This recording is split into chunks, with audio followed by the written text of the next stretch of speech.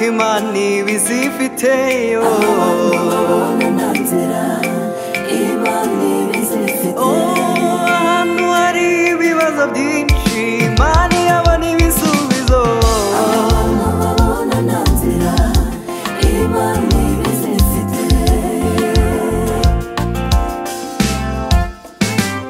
nabaciye imanza mu biganza byanjye ninjye wabahamagaye murabo kwizerwa kuri njye nabaciye imanzi mu biganza byanjye ninjye wabahamagaye murabo kwizerwa kuri njye kandi ninjye bwihisho bwanyu bana banjye ndabakunda kandi ninjye bwihisho bwanyu bana banjye ndabakunda abantu babona nta nzira Imana ibizifite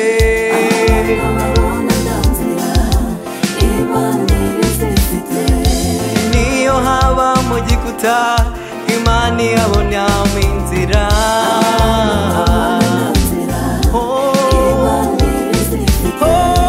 niyo haba mu ishyamba ry'inzitane Imana yabona inzira nziza Imana ibizifite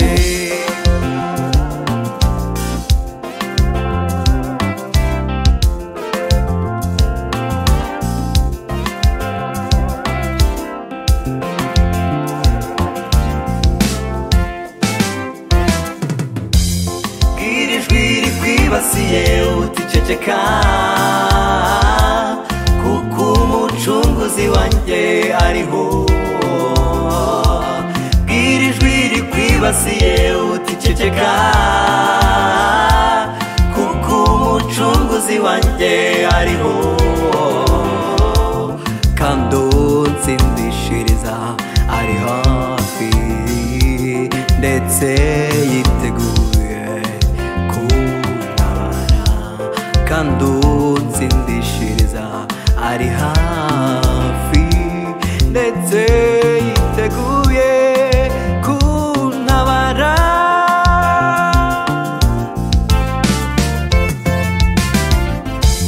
hasipokuwa na njia Mungu anafanya njia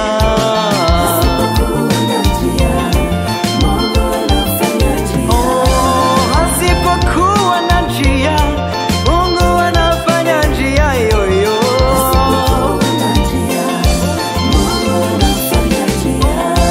hasipokuwa na jibu Mungu atakupa jibu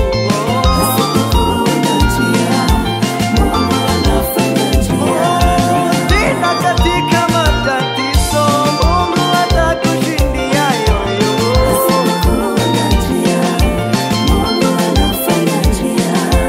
tena katika matatizo Mungu atakushindia yo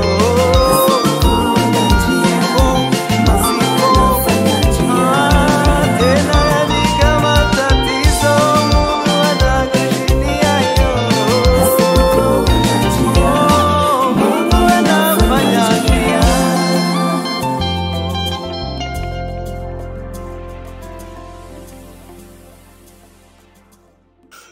inshuti mukunzi w'Ishangiro Radio TV FM turi kumwe no 5/5 uri kudukurikira by'umwihariko ku Ishangiro Radio TV radio yawe radio y'abanyarwanda radio ikorera ku isi yose, ikaba ari radiyo by'umwihariko iboneka mu ntara y'Amajyepfo mu karere ka Ruhango, aho dukomeje gushimira abantu bagiye batandukanye, abantu benshi bakomeje kutwereka ko badukurikirana 5/5, harimo Fisi Nyamunini, harimo Kiroso, harimo Yakamwana, harimo Simifu, harimo Rukanihene, harimo Damour Selemani, harimo by'umwihariko ni benshi bagiye batandukanye, harimo umubyeyi Fiona, harimo Verediana, harimo Diane, harimo ese ko ari benshi, ni benshi bagiye batandukanye, hakazamo by'umwihariko Rudagari uzwi ku izina rya Sindambiwe Antoine, hakazamo by'umwihariko Ivan,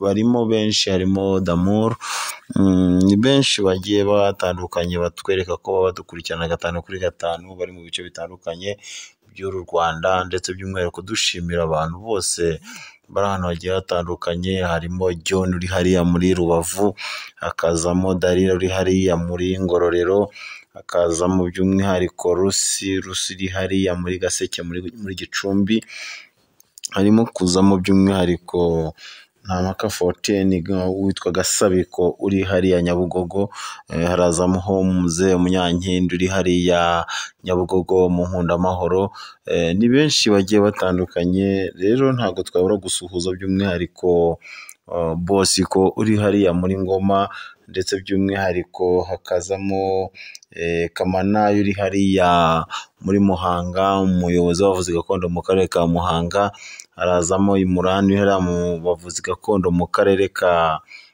ka Nyanza, ndetse by'umwihariko Jado uri hariya mu karere ka Huye, nawe turamushuhuje.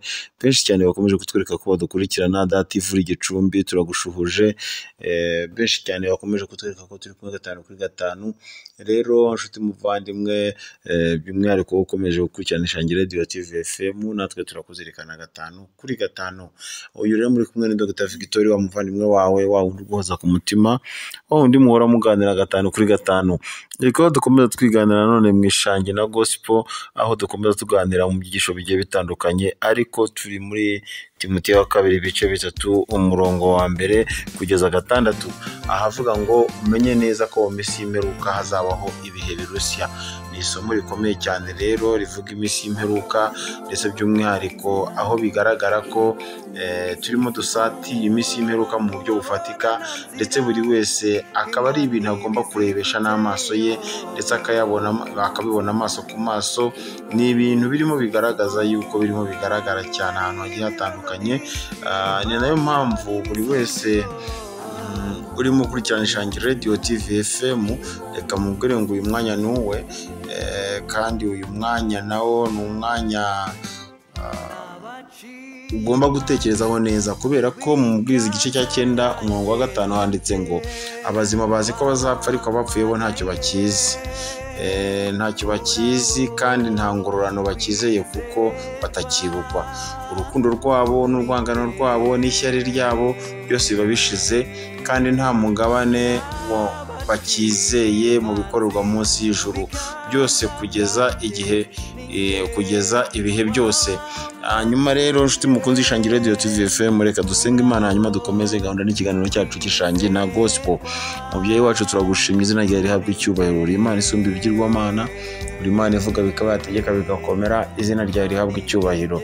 Reka rero uyu mwanya twongere kubana nawe muri iki kiganiro, kandi buri wese turi kumwe, abantu bose bafite ibibazo bitandukanye turabasabiye, abantu bafite ingorane zitandukanye, abantu bafite inzangano turabakweretse, abantu bafite urukundo turabakweretse, abantu bafite ibibazo bitandukanye mu miryango turabakweretse, abafite ibibazo bitandukanye mu kazi turabakweretse, abafite uburwayi bwanze gukira turabakweretse, kandi cya kiganza cyawe gikiza turinya duhindahinda ngo kibakoreho umubyeyi wacu. Reka dusabe kugira ngo ukuboko kwawe kwiza kugere kuri buri muntu wese urambuye akaboko arimo gusaba kugira ngo umwumve uri mu ijuru. Reka ukuboko kwawe kwigaragaza rero ku bantu bose, ku bayobozi n'abayoborwa, buri wese abone umugisha uturutse iwawe. Yambaraga idakomerwa ikomeze kwigaragaza, kandi buri wese ugutabaje umwumve uri mu ijuru.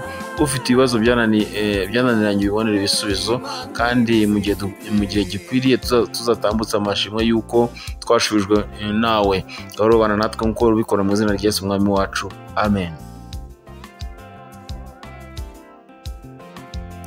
inshuti mukunzi Ishangi Radio TV FM rero dukomeje mu Ishangi na Gospel turakiganirira harimo turimo kuganira by'umwihariko tuvuga ngo aho abantu babona nta nzira Imana ibizifite aho abantu babona nta nzira Imana ibizifite. uyu ni umuhungu wacu Bahizigera Shomu, wa wundi ukomeje kwigarura imitima y'abantu benshi, wa wundi arimo kuvuga ati niba nta nzira ihari Imana irayifite. Menya rero yuko mu gihe bigaragara ko nta nzira ihari Imana ifite inzira.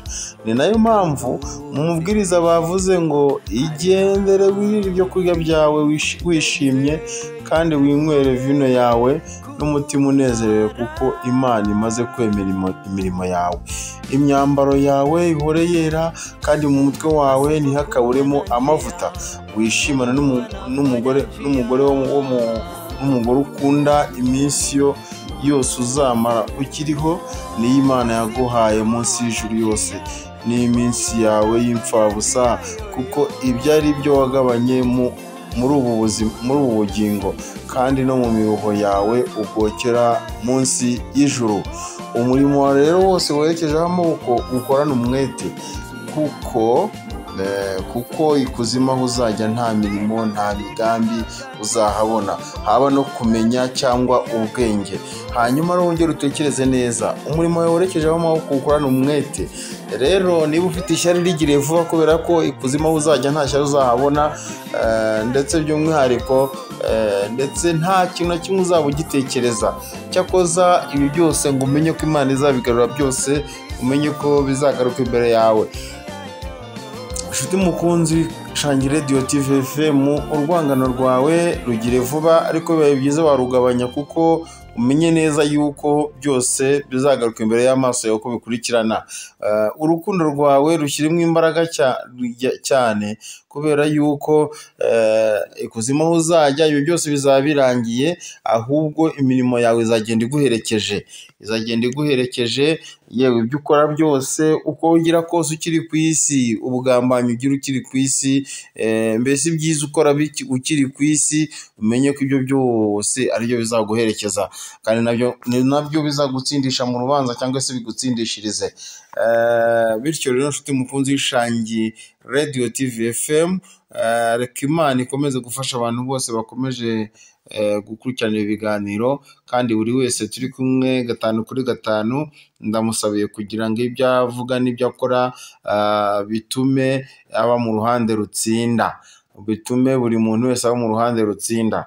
Hanyuma rero ndakomeje niganirira cyane, kubera yuko turi muri iki gitabo cyitwa Bibiliya, cya kindi kitajya gisaza. Iki gitabo ukwiye kugitekerezaho neza cyane, kubera yuko iki gitabo ntabwo kijya gisaza. Niba kitajya gisaza, ni igitabo ukwiye guha agaciro cyane, kubera yuko gifite akamaro cyane. Ndumva rero njye nawe turimo dukurikirana ibyigisho, ukwiye gutekereza neza, ugatekereza kuri iki gitabo, kubera ko ari ingenzi kuri wowe. Reka nivugire ku magambo make cyane, kandi amagambo dukwiye gutekerezaho cyane kuri buri umwe uri ahangaha, kubera ko buri wese aya magambo aramureba. Ni amagambo aboneka mu gitabo, mu rwandiko rwa mbere Pawulo yandikiye Abakorinto, arandika mu gice cya 13 umurongo wa mbere. Arangije arandika aravuga ati, nubwo navuga indimi z'abantu n'iz'abamarayika, ariko singira urukundo, mba mpindutse nk'umuringa uvuga cyangwa icyuma kirenga. Ati kandi nubwo nagira impano yo guhanura, nkamenya ibihishwe byose n'ubwenge bwose, kandi nubwo nagira kwizera kose, nkabasha gukuraho imisozi, ariko singira urukundo ntacyo mba ndicyo. Kandi nubwo natanga ibyanjye byose ngo ngaburire abakene, ndetse nkitanga ubwanjye ngo ntwikwe, ariko singira urukundo ntacyo byamarira. Icya mbere, urukundo rurihangana, icyo ni kimwe, rukagira neza. Urukundo ntirugira ishyari, urukundo ntirwirarira, urukundo ntirwihimbaza. Ikindi kandi, ntirukora ibiteye isoni, icyo ni kimwe, ntirushaka ibyarwo, ntiruhutiraho, ntirutekereza ikibi ku bantu. Icyo ni ikintu cyitonderwa cyane. Dukomeza cyane ku murongo wa 6, ntirwishimira gukiranirwa kw'abandi, ahubwo rwishimira ukuri. Rubabarira byose, rwizera byose, rwiringira byose, rwihanganira byose.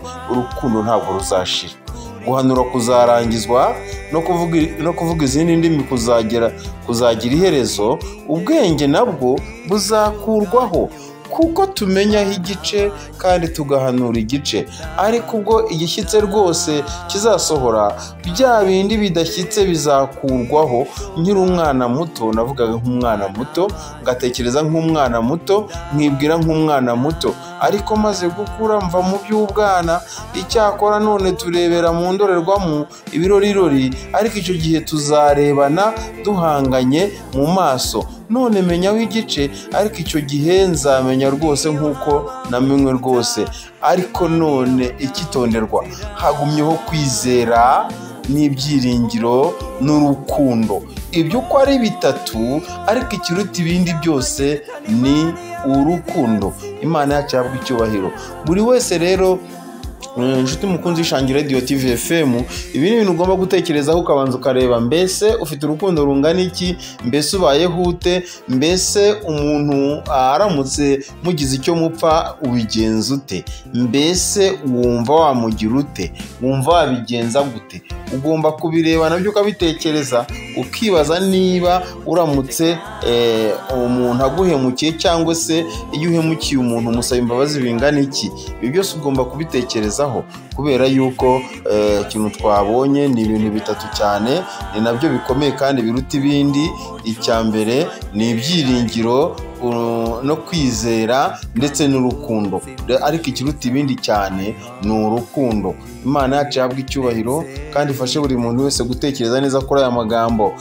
Turimo kuvuga ngo umenye neza yuko mu minsi y'imperuka hazabaho ibihe birushya. Rero abantu nta rukundo bakigira, icyo ni kimwe. Abantu ntabwo bakundana, abantu bariyemera, abantu barirarira. Iyo umugiriye neza kwitura inabi, yewe iyo akugiriye neza agenda biririmba inzira yose. Ni byinshi twavuga. Abantu niho bageze. Iminsi y'imperuka ni ibihe birushya. Icyo akoze arakiririmba, akagenda akivuga inzira yose, kandi iyo umukoreye neza agukorera nabi. Iyo niyo gahunda y'umuntu muri iyi minsi. Ariko se niba mu minsi y'imperuka hariho ibihe birushya, wowe bimeze gute iwawe? Rero wowe ubikora gute kugira ngo ibihe birushya twagezemo ubashe guhangana nabyo kandi bitakwangije?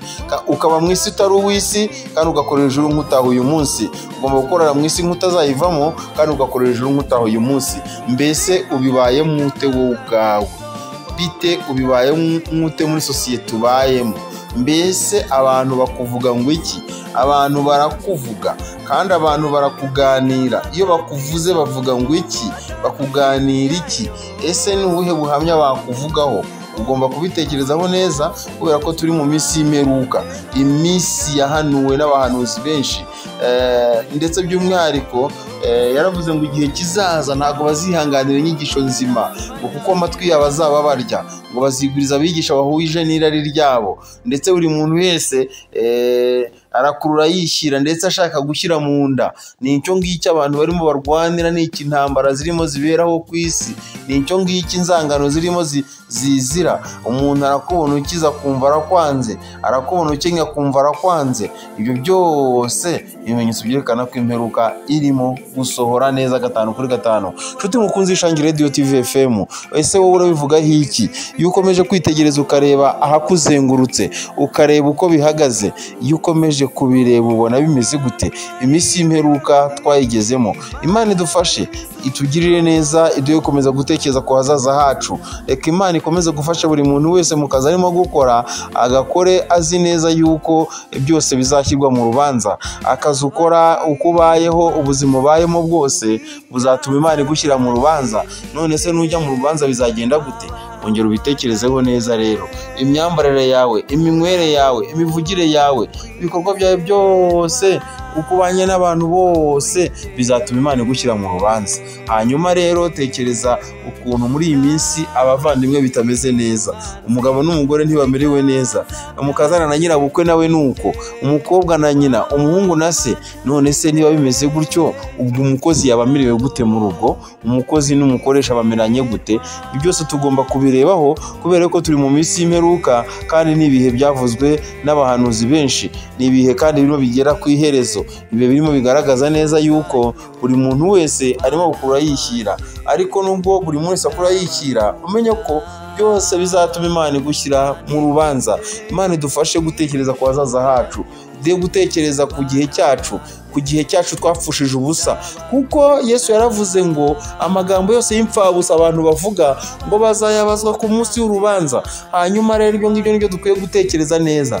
None se inshuti mukunzi w'Ishangi Radio TV urabivugaho iki? Imana idufashe itugirire neza, de kuba mu ruhande rutsinda, mu izina rya Yesu umwami wacu. Data mubyeyi mwiza, turagushimiye, izina ryawe rihabwe icyubahiro.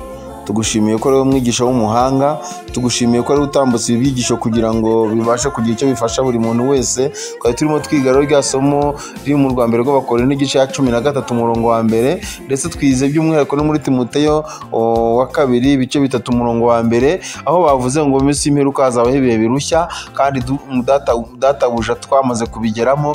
Turasabye kugira ngo ukomeze kudufasha kugira ngo tube mu ruhande rutsinda. Fasha umwana wawe wese rero wize ibyigisho kugira ngo umurebere muri Yesu, kandi ibyo akora n'ibyo avuga biguhesha icyubahiro. Reka ukuboko kwawe kwigaragaze mu bantu bose bagukeneye ubufasha. Hari abarwayi bari mu bitaro ndetse n'abari mu ngo zabo, hari abakeneye ku mutima ndetse no ku mubiri, abafite ibibazo bitari bimwe turabakweretse. Buri muntu wese unihishwa n'ibizira bibera muri iyi si turamukweretse kugira ngo umubere igisubizo. Fasha buri muntu wese ufite ikibazo kandi witeguye kubona igisubizo iwawe. Ngaho ya mbaraga yawe idakumirwa ikomeze kwigaragaza, ko tubyambaje twizeye mu izina rya Yesu umwami wacu. Amen.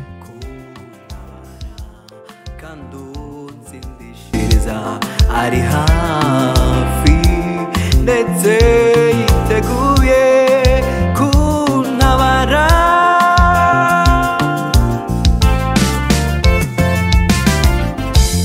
Hasipokuwa na njia, Mungu anafanya njia.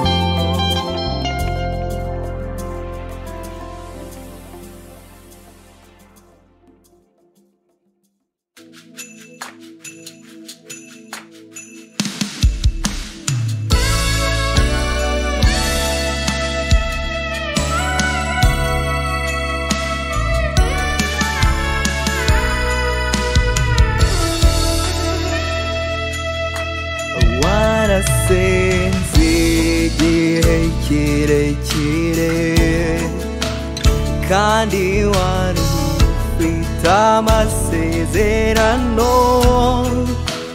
none wararambiwe wacitse intege no kwizera warabiretse.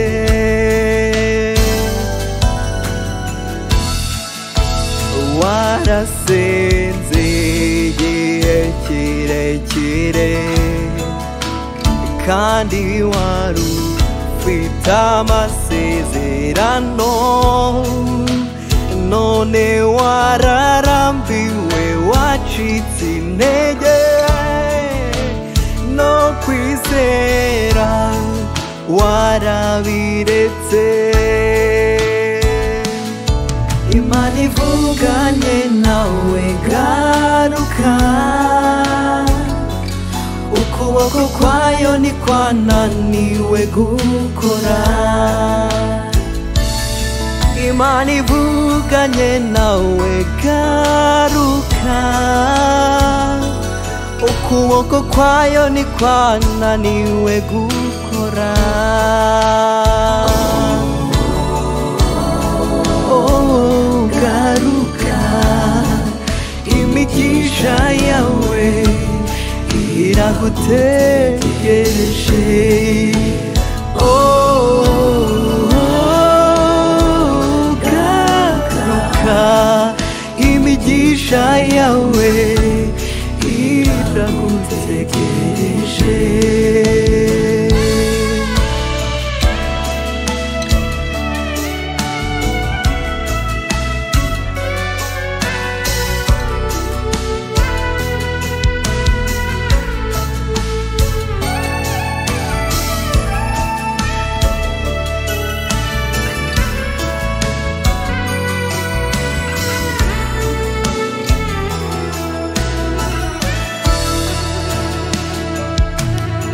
Afite imbaraga zo gukuraho ibyananiranye. Afite imbaraga zo gukuraho ibyananiranye.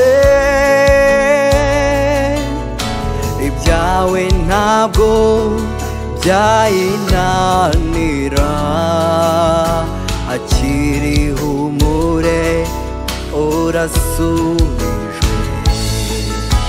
Ibyawe ntabwo byayinanira, akiri humure urasubijwe.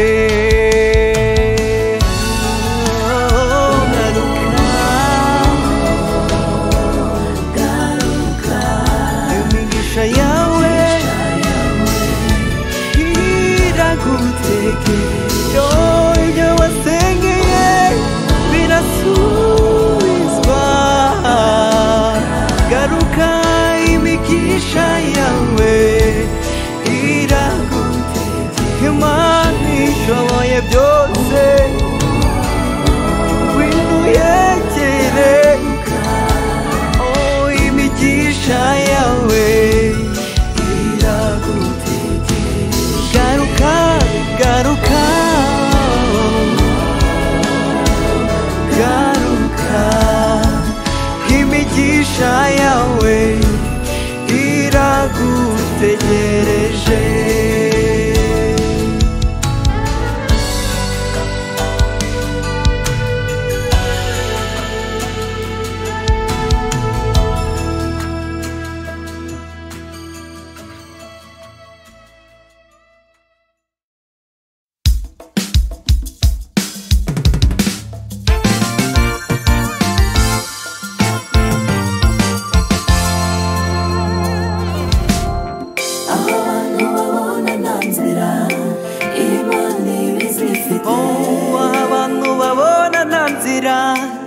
Imana ibizifiteyo.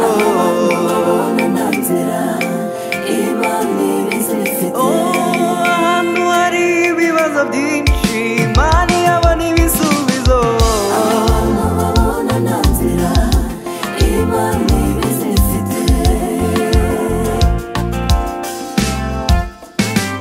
Nabaciye imanza mu biganza byanjye, ninjye wabahamagaye. Murabo kwizerwa kuri njye. Nabaciye imanzi mu biganza byanjye, ninjye wabahamagaye.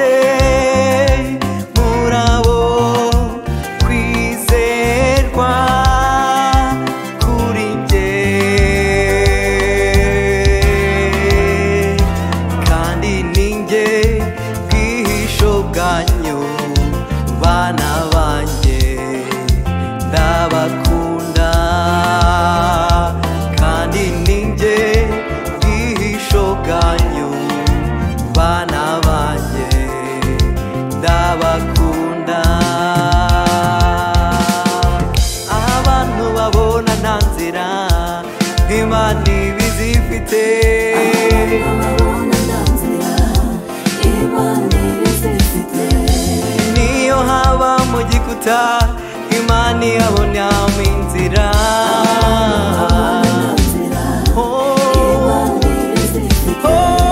niyo haba mu ishyamba ry'inzitane Imana ihabona inzira nziza Imana ibizifite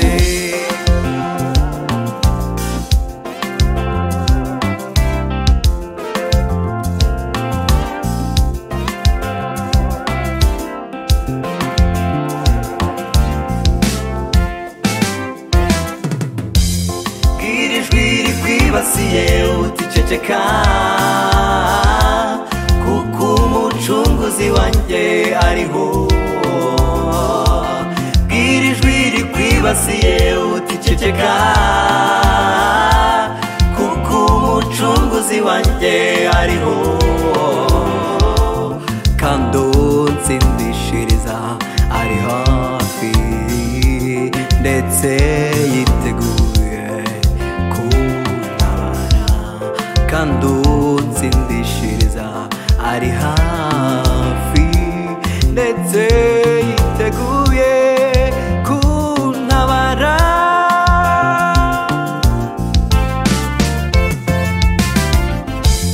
hasipokuwa na njia Mungu anafanya njia hasipokuwa na njia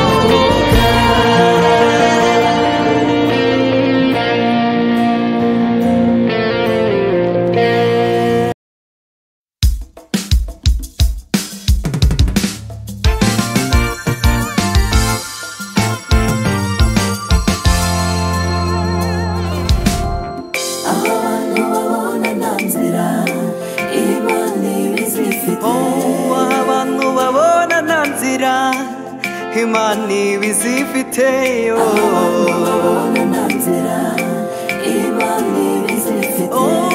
ahantu hari ibibazo byinshi Imana yabona ibisubizo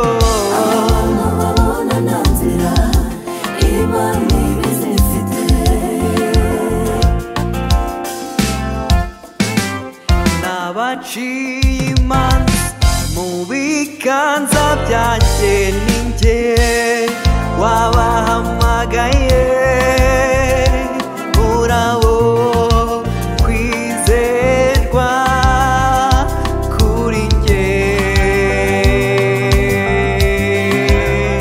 nabaciye imanzi mu biganza byanjye ninjye wabahamagaye murabo kwizerwa kuri njye kandi ninjye bwihisho bwanyu bana banjye ndabakunda kandi ninjye bwihisho bwanyu bana banjye ndabakunda abantu babona nta nzira Imana ibizifite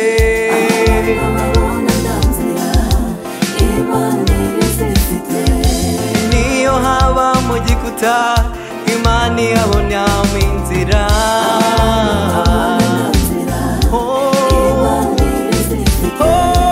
niyo haba mu ishyamba ry'inzitane Imana yabona inzira nziza Imana ibizifite